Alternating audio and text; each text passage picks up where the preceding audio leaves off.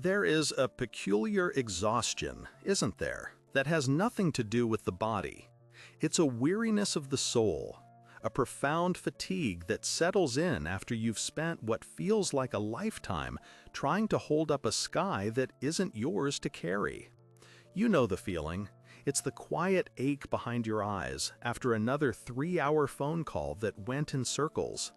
It's the hollow space in your chest when you realize, once again, that your carefully chosen words, your boundless patience, your Herculean effort to illuminate a path for someone else have all vanished into the same old darkness.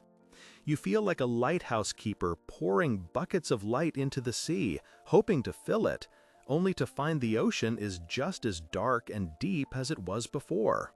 And in that moment of quiet despair, a voice whispers, a voice that sounds suspiciously like failure. It tells you that your love wasn't strong enough, your wisdom wasn't deep enough, your sacrifice wasn't great enough. You feel broken because you couldn't fix what was broken in them. But what if I were to tell you that this exhaustion is not the sign of your failure?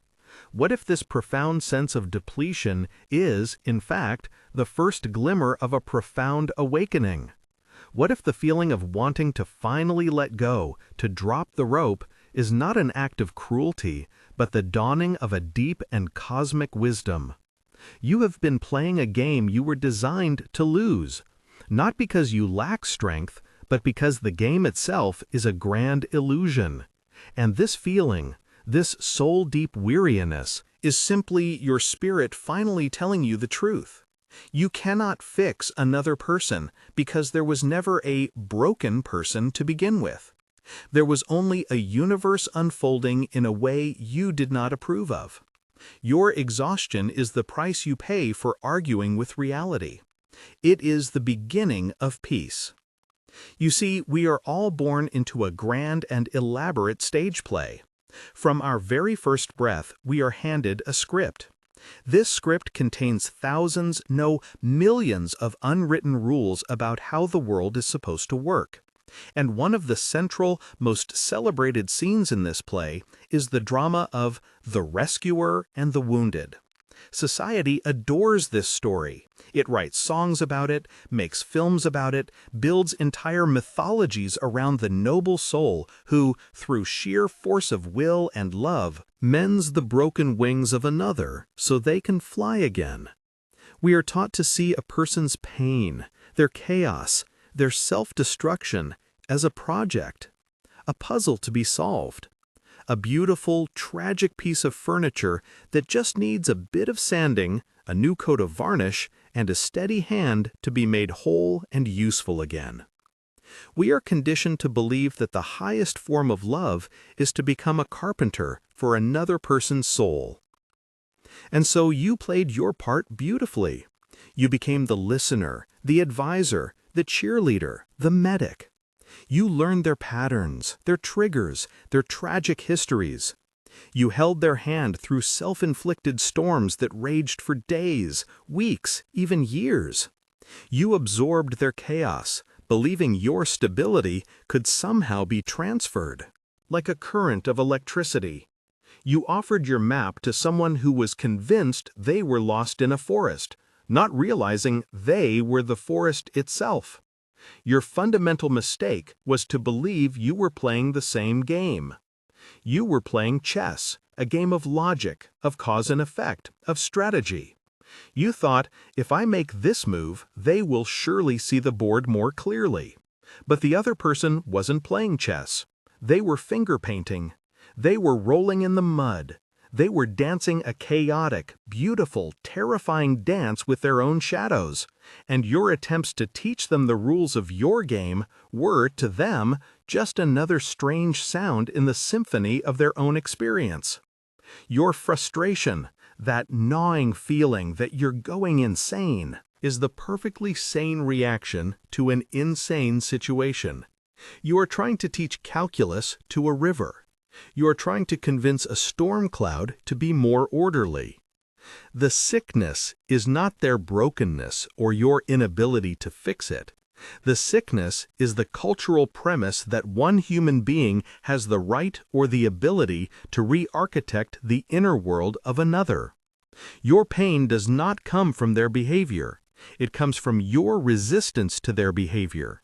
It comes from the deeply ingrained belief that they should be different, and that it is your job to make them so.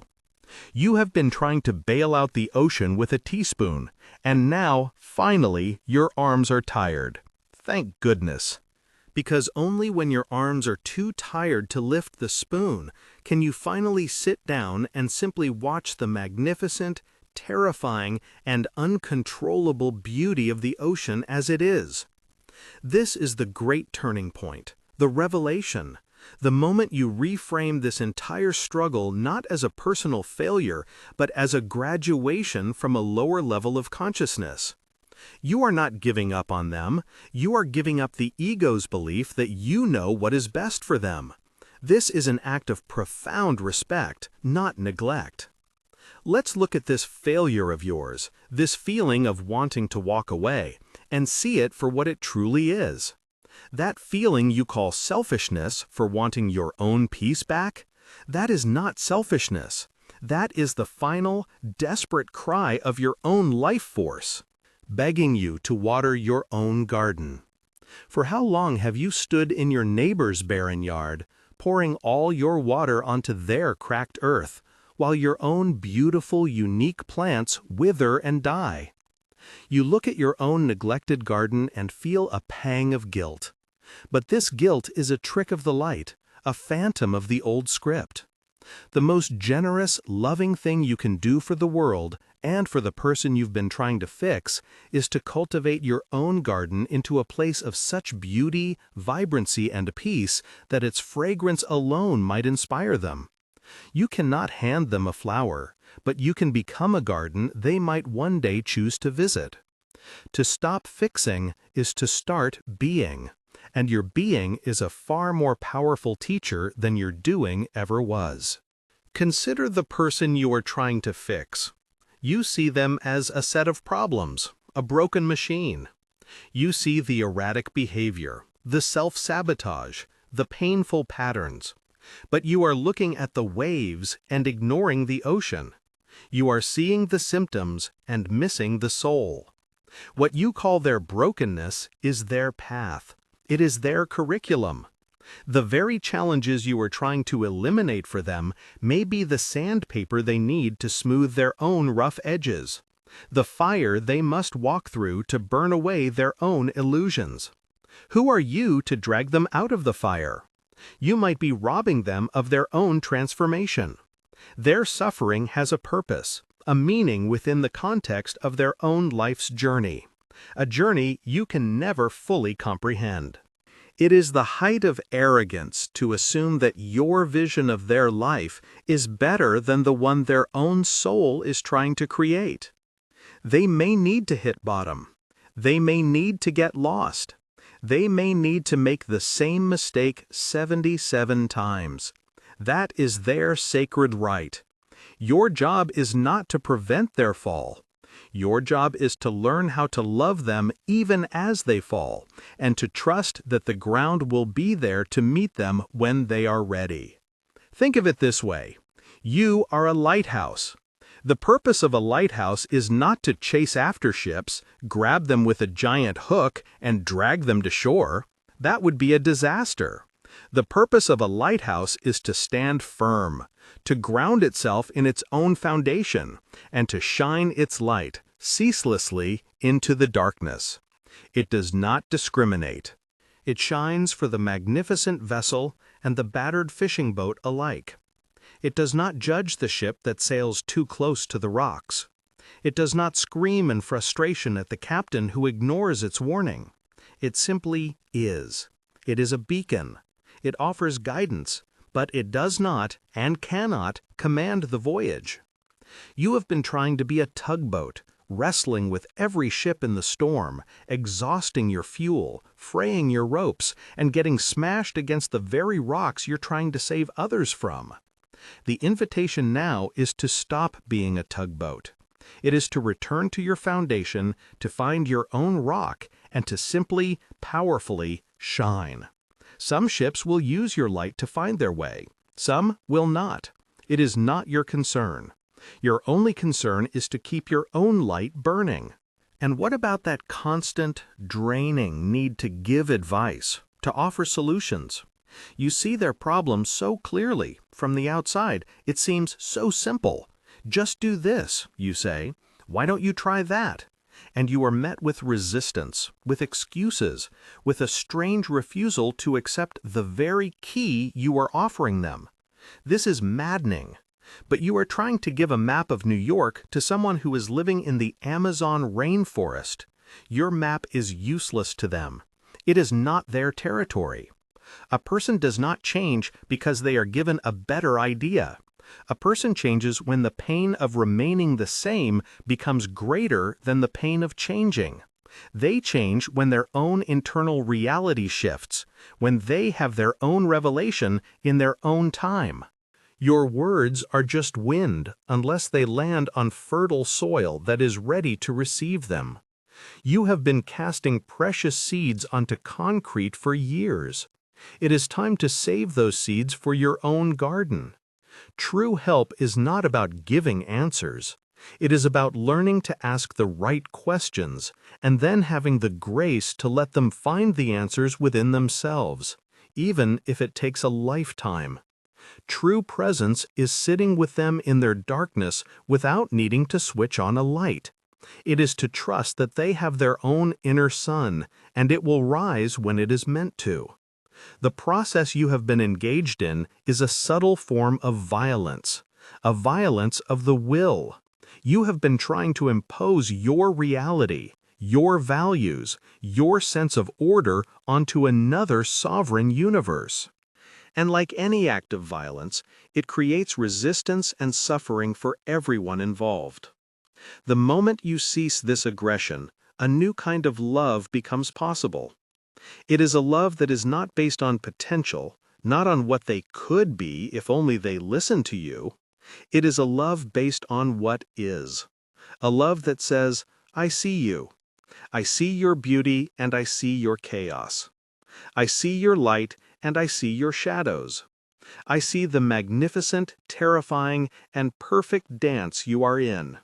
I will not interfere with your dance, but I will dance my own dance over here, and if you ever wish to dance with me, you are welcome. This is a love that liberates both of you. It frees them from the pressure of your expectations, and it frees you from the burden of their salvation. So, what happens now? What is the reality on the other side of this surrender? At first, there may be a profound sense of emptiness, a strange silence. Your days were filled with the noise of their drama, your mind occupied with solving their problems. You had a role, a purpose, a sense of importance. To let that go can feel like a small death. You will be tempted to pick up the phone, to check in, to re-engage the old pattern. The old script is comfortable. But this emptiness is not a void. It is a space. It is the space you have cleared in your own life for your own life to finally happen.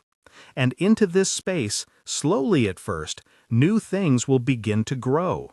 Your own hobbies, which you abandoned years ago. Your own friends, with whom you can have conversations that are not about crisis management. Your own thoughts, your own feelings. You will begin to hear the sound of your own quiet inner voice, a voice that has been drowned out for years by the sirens of someone else's emergencies. You will discover a peace that is not dependent on anyone else's state of mind. For so long, your emotional weather was a direct reflection of theirs. If they were having a good day, you could breathe. If they were spiraling, you were in turmoil. You gave the remote control of your nervous system to another person. Now you are taking it back. You will learn to be the sky and to allow their weather patterns and your own to pass through you without destroying you. You will find a stability that is rooted not in control, but in acceptance. And a new kind of power will emerge. Not the frantic power of the fixer, but the quiet, immense power of presence. When you are no longer entangled in the need to change them, you can be with them in a way that is far more healing. You are no longer an agenda. You are just a presence, a safe harbor, a non-judgmental witness. And paradoxically, it is in this space of total acceptance that a person often finds the courage to change themselves. When they no longer have to fight your agenda, they are free to confront their own. Your greatest gift to them is to release them from the job of managing your disappointment. There will be a solitude in this new way of being. Some people, the ones who relied on you to be their fixer, may drift away. They were not in a relationship with you. They were in a relationship with your function. Let them go. It is a necessary clearing of the stage. The solitude that remains is not the painful loneliness of the codependent. It is the dignified solitude of the sovereign individual. It is the quiet of the mountaintop, not the emptiness of the abandoned house. It is a silence filled with your own music. So the next time you feel that old, familiar pull, that urge to rush in with your toolkit and your blueprints to fix someone else's life, I invite you to do something radical. Pause. Take one deep breath. Put your hand on your own heart and feel its steady beat. And ask yourself a simple question. What is it in my own life that I am avoiding by focusing so intensely on theirs? Ask, what garden of my own needs tending right now? And instead of making that phone call or sending that text full of unsolicited advice, take one small step toward your own joy. Read a page of a book, listen to a song, walk outside and look at the sky. That is not an act of abandonment. That is the first step of true love. It is the beginning of a wisdom that understands that the greatest way to heal the world is to first heal your own small corner of it. You are not broken because you couldn't fix them. You are finally becoming whole because you realized it was never your job to begin with.